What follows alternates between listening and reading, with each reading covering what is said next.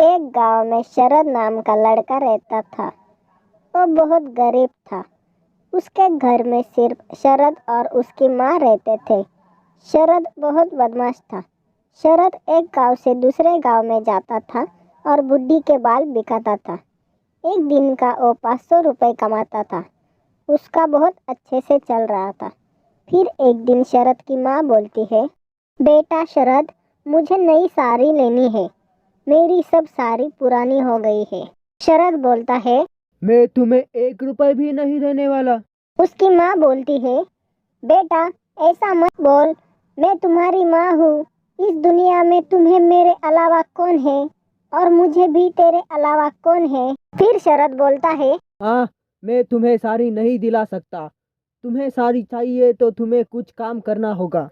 माँ बोलती है, बेटा मुझे लगा था तू मेरा बहुत ख्याल रखेगा, परंतु तू मेरा सुनता ही नहीं है। शरद बोलता है, माँ, तुम्हें मैं आखिरी बार बोलता हूँ, मैं तुम्हें 1 भी रुपया नहीं देने वाला। तुम मुझे परेशान मत करो। उसकी माँ बोलती है, बेटा मुझे क्या काम करना होगा। शरद बोलता है, माँ, तुम्हें मेरी तरह गांव में जाकर बुढ़ी के बाल बिकने होंगे। शरद की माँ बोलती है, बेटा मुझे तो चलना भी नहीं आता है, मैं गांव में कैसे जाऊंगी। शरद बोलता है, तुम्हें जाना नहीं है तो मत जाओ, फिर मैं तुम्हें 1 भी रुपए नहीं दूंगा। शरद बाहर जाते ही शरद के मामा घर आते हैं और शरद की माँ को देखकर बोलते हैं, बहन, तुम इतनी पुरानी साड़ी क्यों पहनती हो? वो कुछ नहीं बोलती।